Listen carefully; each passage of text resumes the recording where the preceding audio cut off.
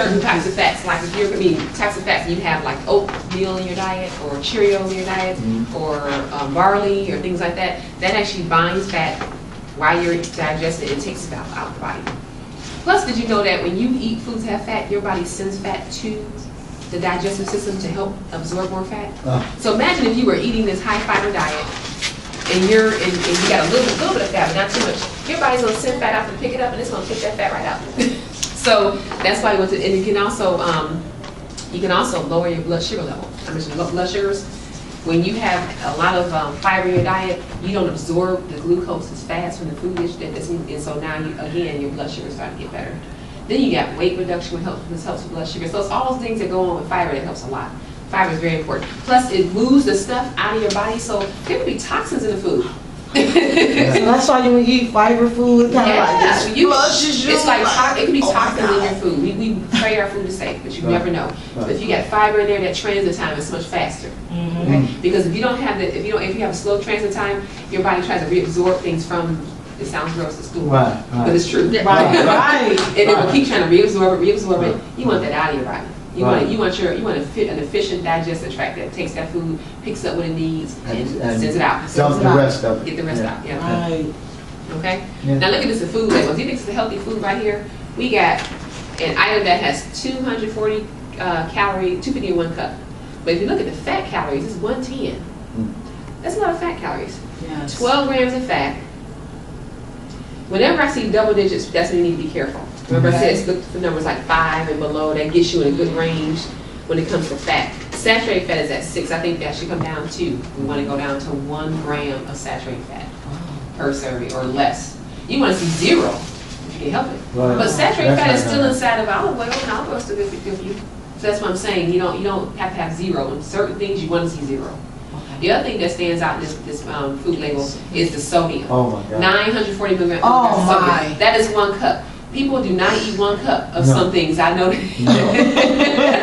Especially macaroni and cheese. Macaroni and cheese. Only 1 cup of that. And then the fiber is only 1 gram of fiber. I mentioned more fiber. We're supposed to have 25 grams of fiber per day. 30 grams is really the highest you want to go. You don't want to go above 30 because you get really gassy. Now, if you're the kind of person that doesn't eat a lot of fiber, don't go to suddenly a ton of fiber at that first day. You're not going to like it. You're going to feel really gassy and feel that normal. And keep increasing over time and get yourself a high amount. Find foods that have whole grain, if you don't have food allergies or problems with wheat, whole wheat flour, or 100% whole wheat flour. You want to find things that have, I would say 3 grams of fiber or more per serving. As a start, is a good thing. 1 gram is not that great, but 0 is even worse, so think about that. This item does have protein, so you get some lean tissue, but at the same time, it's not all the garbage though. You're right. Yeah. So. This is another label comparison. We got your milk, 2% milk and non-fat. They both have the same amount of calcium, which is a good thing to say because some people believe that lower fat milk has less calcium. That's not true. They make sure there's enough calcium in there. And vitamin D, because you need that for strong bones. But the calories are lower in the non-fat. But if you drop it to 80 calories for a cup versus 120. For someone who's not really having any issues, that's okay. Let's just put it like this. If I had a baby in the clinic and that baby was underweight and the baby didn't eat a whole lot, I would give that baby whole milk first as a go and get weight to come on. I will worry about other things later. If the baby had like McDonald's in his diet or whatever else, then I'll be worried. But if they don't have, if they have such a small diet and not eating anything, they barely eat, we would give them whole milk and say do whole milk. Okay. But for all of us adults, no, we don't need it. If you're not underweight, because when we're getting older, I mentioned heart disease increases, right? Right. Then you got 5 grams of fat versus 0. Then you got 3 grams saturated fat. How much saturated fat do we say we should look for? They said 1 or less. Yeah, that's a good goal to stick to, 1 or less. Except for your olive oil, canola oil, which has some in it, probably has 1 or 2 grams, and you're okay because you're not going to douse your food with that, right? No. Cholesterol is low. Sodium's the same. There's sodium in milk. Why do you think there's sodium in milk? Salt and everything. No, it's from an animal. Oh, It's naturally occurring in the animal. From the cow. Yeah, So it's in the system. It's in the body of the animal. It's in your body. So Right. yeah, so same thing. And it does have protein. There's 11 grams of sugar in there. Milk has sugar because that's a source of glucose. So just like if a mom was breastfeeding her baby, there'd be sugar in her breast milk. Right. Glucose. Glucose, yeah. All right. So excess sugar leads to more calories, weight gain. Excess intake of energy can lead to reabsorption of sodium in kidneys. So it's interesting. So suddenly your kidneys want to pick up more sodium because now you're eating too much. That's an interesting thing. And then when your blood sugar level, the vessels are bathed in your sugar all the time. After a while, they're damaged. So that's why people with diabetes have a higher risk of cardiovascular disease too, because it's hanging out in the vessels, causing damage. Okay. Also, along with the what? Sodium that's stretching out the blood vessels, along with the cholesterol that's causing plaques to form. So you have all these things going on in your system. It directly impacts blood pressure regulation. So your body has a hormone system set up to regulate blood pressure. If something goes up, sends out hormones to bring it down, to make things open up, whatever. Then when it goes too low, sends out hormones to tighten things up. So you got this constantly going. This blood sugar goes in and interferes with that whole system when your blood sugar's high. Isn't that interesting? Can I ask a question? Sure. I was buying an older friend of mine some candy. I used to buy her like a normal, like candy. Normal, regular candy, yeah. But that day I said, I'm going to buy her the sugar-free candy. And so this man saw me buying it, and he said, oh, that's garbage. You shouldn't buy that. And I said, why? And he said, that that artificial sugar that they put in there is like alcohol in your system. Is that true? No, what happens is there are sugar alcohols, that is true.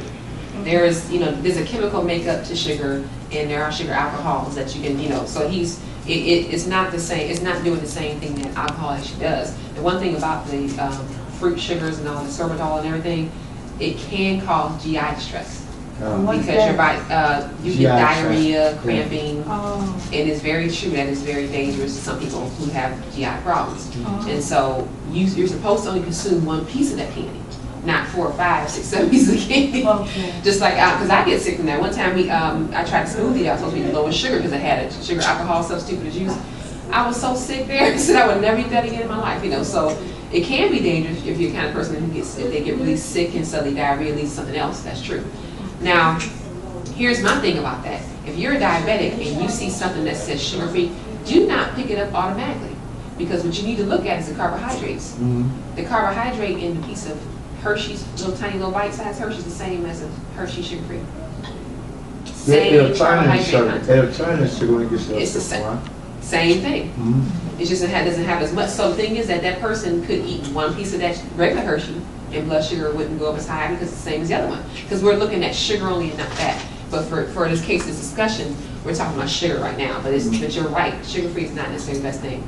Now, these are beverages that are in, what is I guess you can see this, the biggest cause of, the biggest source of sugar in the diet of Americans is beverages. That's a huge one.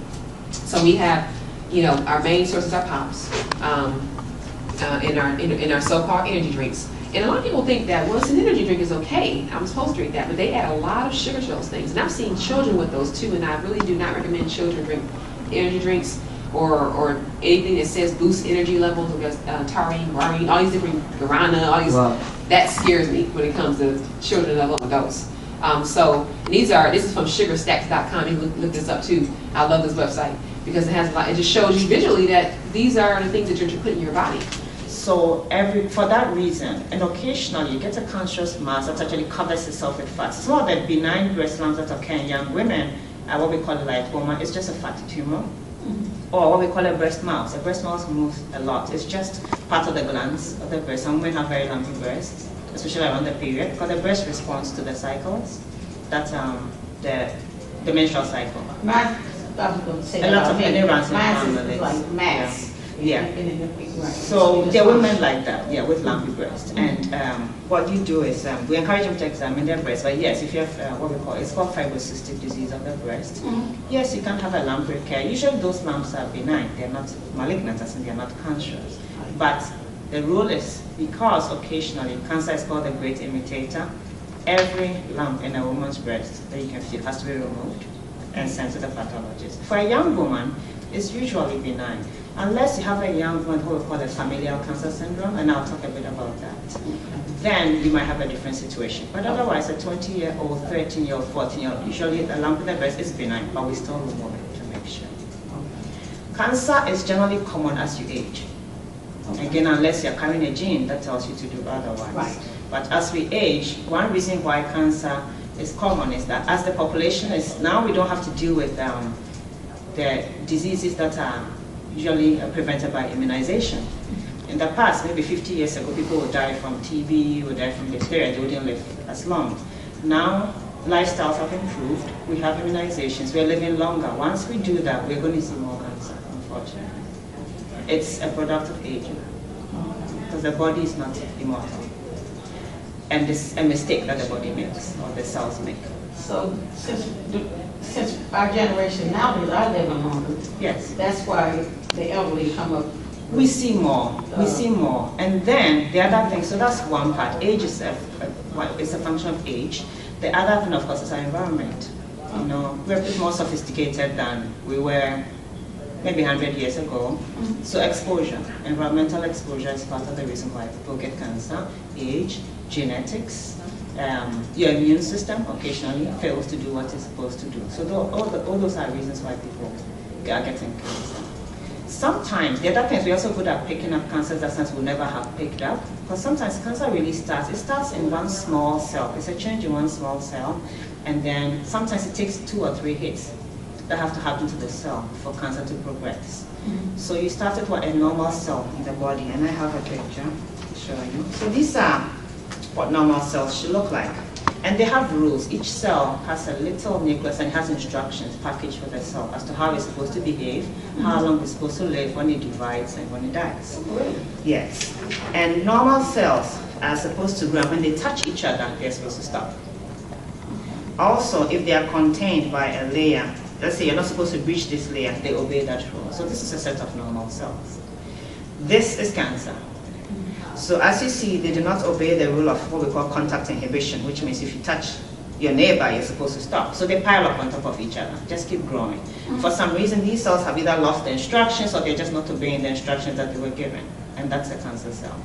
It's just an error. It could be because of a genetic change in the cell. It could be because of something the cell was exposed to, was damaged. Usually, each cell has a gene that tells it, don't grow as fast. You can only divide maybe every 3 months or so. Those genes are called tumor suppressor genes. And then there are other genes that actually tell the cell you have to grow or keep growing out of control. Those genes are called oncogenes. That means genes that promote cancer. And those genes in a normal person are silenced.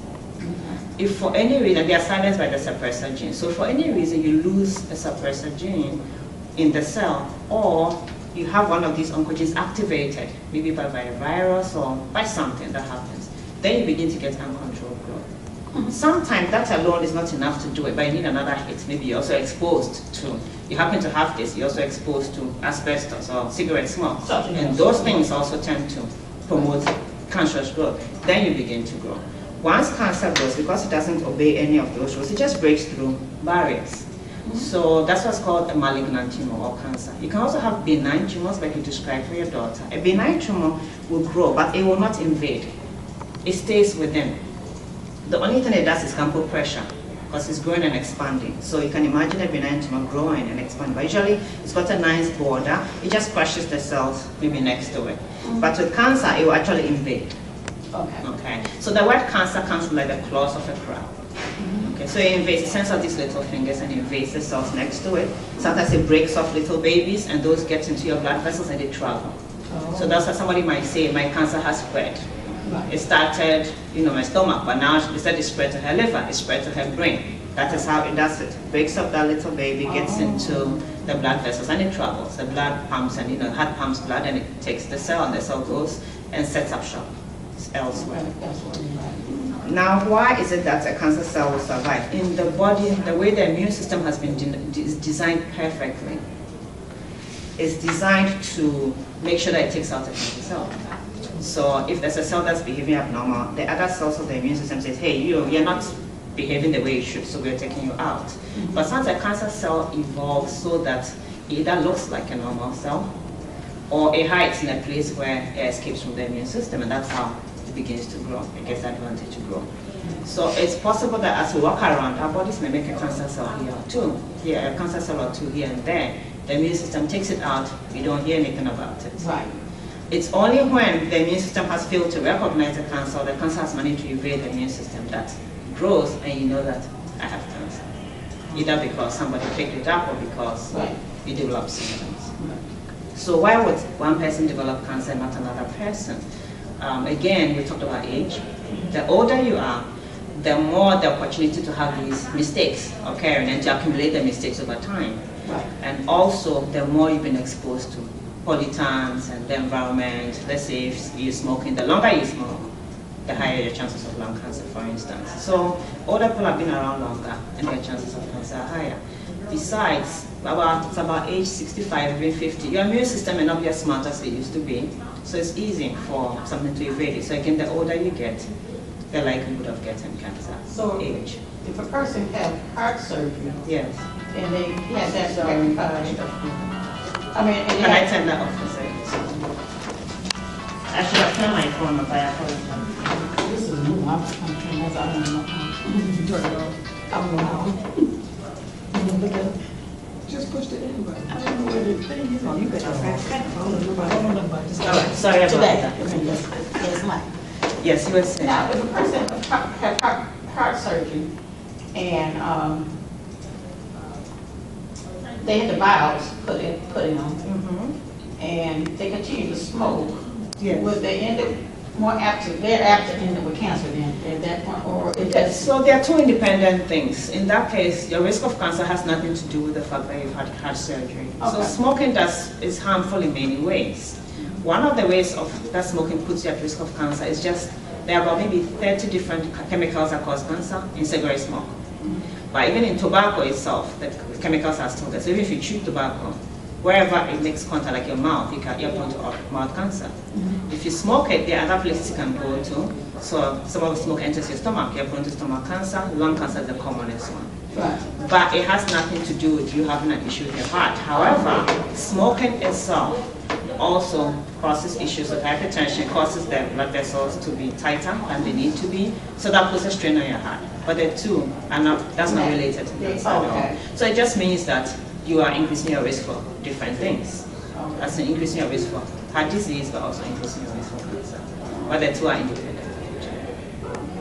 It's not necessarily because you have heart surgery that you continue smoking that you're going to get cancer. Not necessarily. The fact that you smoke can make you end up with cancer. Anyway. But your heart disease alone doesn't put you at risk of cancer. However, the smoking also puts you at risk of worsening the heart disease. A heart that has had surgery probably is not as strong as one that never had surgery. Right. So if you tighten your blood vessels, there's a more pressure that the heart has to pump against, and therefore you're increasing your risk for two different things instead of having just one thing.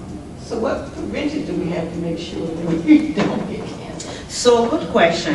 There are many things because so cancer is just a term, as you realize, but there are different diseases depending on where the cancer arises. Some of the cancer studies have been done to show that, let's say, smoking is associated with lung cancer. So what is the solution? Quit smoking. And that's why there's so much emphasis in their programs that Medicare has on smoking cessation. When it comes to something like breast cancer, so either the 5 to 10% of women may have a gene, they call it a BRCA, 1 or 2, that's a breast cancer gene. Women from those families, you may have a very suggestive family history. Grandmother had cancer, aunt had cancer, mother, sister. If you have a family history like that, it would be a good idea to speak to your doctor and get genetic testing. Having said that, most people with breast cancer do not have the genetic mutation, which means anybody can get it. There are things that have been linked to the risk of getting breast cancer. Things like being overweight, reduced physical activity. So the same health things we talk about can increase your risk if you are sedentary, don't get much physical activity, if you're overweight, especially put on weight around your waist, if you eat a high-fat diet. You can't say that high-fat diet will lead to 75% risk of cancer, but there are associations. It is known that if you have these things, the risk of breast cancer is higher. And so these are things that are easily amenable. You can prevent them by making sure you maintain. If you're overweight, you get to a healthy weight and stay there. And they're all linked. Things like eating a healthy diet. Now, eating a healthy diet, like a diet that's rich in fruits and vegetables, hasn't been shown in itself to prevent breast cancer. However, it helps to reduce your weight, which in turn reduces your risk of breast cancer. The screening strategies that we have now, there are 4 cancers that you can screen for. Breast cancer is one of them with mammograms. That's a little controversial. But what the U.S. Task Force, Preventive Task Force says is that women 50 and above should be screened, should get a mammogram every 1 or 2 years. And what it does is it's supposed to pick up changes that look like breast cancer early enough so that it can be treated.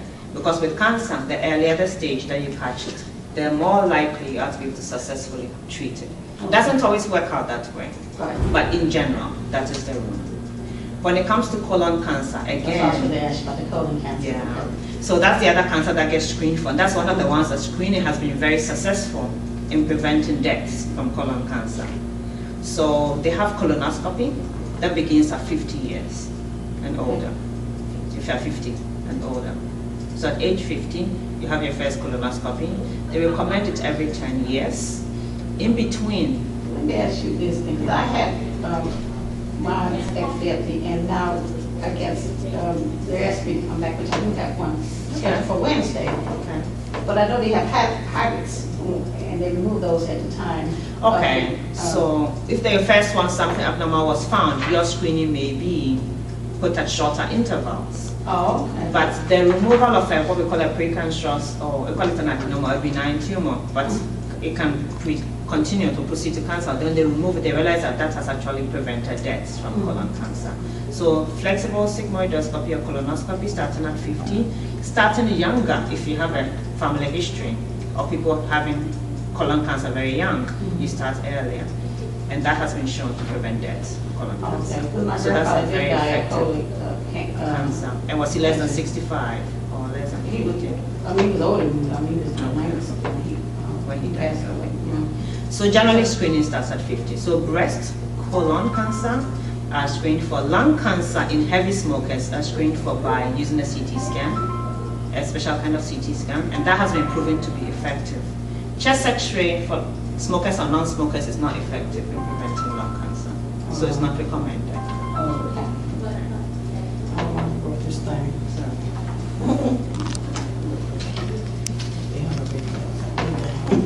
And then when it comes to other things like gastric cancer, they talk about like a high salt diet, or if you're the kind that likes processed meat. Generally, they ask people to cut back on red meat intake and processed meat intake. So in general, you say, how many times a week you should eat red meat?